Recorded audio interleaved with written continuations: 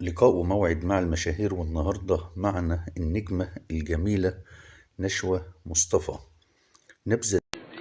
ايوه، يلا قومي بقى اتعفرطي في قلب البدله بقى، تتلولوي زي التعبان جواها في الرقص. في الحقيقة أنا بطلت الرقص.